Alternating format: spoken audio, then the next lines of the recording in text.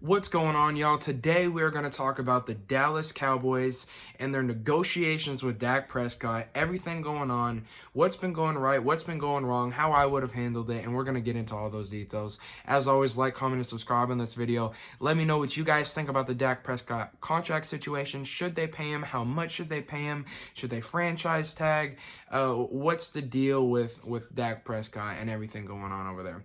So, what I think about it, right? Let's start with Andy Dalton and what that does for the negotiation with Dak. The Cowboys signed Andy Dalton, base $3 million deal, potential incentives if he plays to get up to $7 million, and what they're doing is they're creating a leverage point. Jerry Jones is, as part of the negotiation. You can't say Andy Dalton is not only an insurance policy, but he's also just a guy that's going to allow Jerry Jones to say, I have a guy who, while he's not been successful in the playoffs, the Cowboys haven't been successful in the playoffs either. So Andy Dalton, the fact that he made the playoffs year after year after year after year, even though he couldn't advance and he struggles in the postseason, the Cowboys are used to that. So you bring him in, perennial starter in the NFL. He's been starting for years, even in a horrible organization.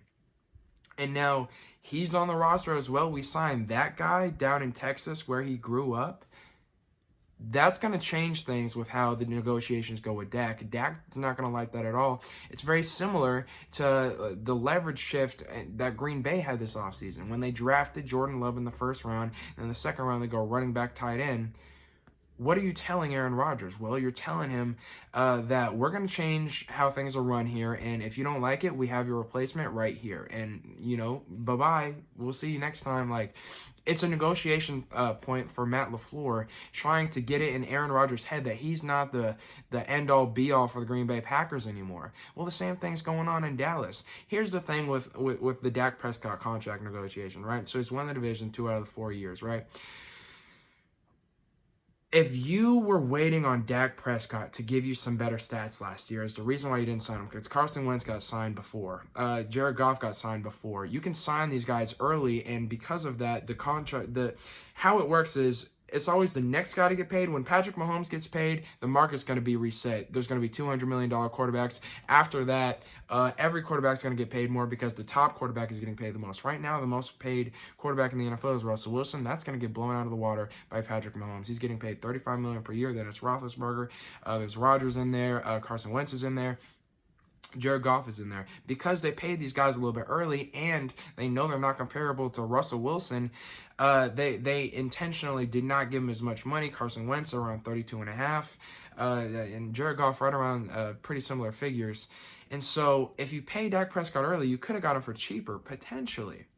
But they didn't do that. They're waiting till the last minute. Dak Prescott wants to make the most money in the NFL, and you can't blame him. Like, of course he's going to want to make it. And this past year, while I agree with the eye test, it didn't look like his best year. His numbers would say that it was. He was 100 yards away from a 5,000-yard season. He had 30 touchdowns, only 11 picks. He had a lot of yards. He threw a lot of balls. While me, having watched the games, knows, okay, my eye test is telling me it's because he's letting his team fall behind in these games, so he has a lot of catching up to do. And so a lot of those yards are garbage yards, and a lot of those touchdowns are garbage touchdowns. His stats are better than they have ever been in his career.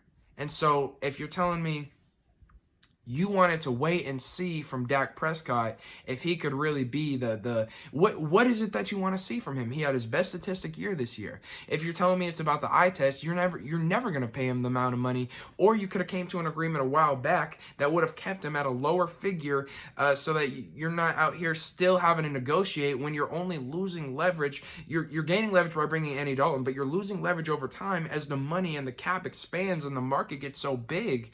Coronavirus might be helping it, but those NFL quarterbacks, you're not going to be able to cut discounts on those guys. That's the most important position in football. So the more you wait, the bigger the market gets. If you wait till Pat Mahomes gets signed, the market's going to be a whole new world, and you're creating more issues for yourself. Had you signed him earlier, the eye test hasn't changed on Dak Prescott. The eye test will tell you since many years ago, he's not going to be the guy that's going to carry your franchise the way a Russell Wilson does, the way a Pat Mahomes can, the way Aaron Rodgers has at times. He's not going to do that. And so if that's what you're waiting on, That's not going to change about him. So all you're doing is losing leverage and costing yourself more money by waiting, unless you really want to move off him, in which case you're wasting your time with this girl that you don't even want to really be with, but you're still dancing around with her, showing up to her house late at night, like hitting her up. What are you doing? Find your new girl, move on, get on to bigger and better things. Now you're in a situation where you've surrounded him with the most talent he's had in his career around him right now, with CeeDee Lamb and Zeke and the offensive line and these wide receivers, Michael Gallup, Amari Cooper. What are you really testing him on now? If you haven't paid him until now, if he wins with this roster, it's because of the roster. It's not because of him. So I don't know what they're waiting to see from this guy. I don't like how they handled the negotiation. If I were the Cowboys, I would have paid Dak years ago, and I would have paid him around $30 million or 31, 32, if that. You're going to have to spend a lot of money on this guy if you want to keep him in the picture. They're disrespecting him. He should be furious with the contract negotiations, how they've been so far. They've done such a bad job of handling this, and they're trying to wedge their way back into negotiation leverage with Andy Dalton. It's not working out for Dallas. It's become a big distraction, and when they have a successful season this year, they win the division, Dak Prescott's going to look super good. They're going to overpay him, and then after that, they're not going to be able to have the supporting cast, and they're going to be regretting this contract year after year after year down the road because they didn't sign him before they had to. If you show a fourth-round draft pick, $32 million in their face, years before they're even owed it, they're taking that. They're going to take that money. But that's not what the Cowboys were doing. They're waiting till the last minute, till he gets better, till he has a supporting cast, boosting his ego and all that stuff. Now they're going to overpay for him. They're going to regret it down the line. I disagree with how they're handling the situation, and that is how I feel the Dak Prescott contract situation should have been handled.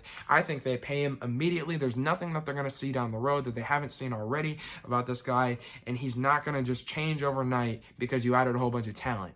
The talent's going to be the reason you win, not Dak. As always, like, comment, and subscribe on this video. Let me know what you guys think about the Dak Prescott contract situation. Should they pay him? Should they not? How much should they pay him? I say around 32, 33 million if you can. At this point, it might be a little bit too late for that. Obviously, he wants more than that, so we'll see what actually happens. But if they keep waiting, it's going to cost him more. As always, go Hawks.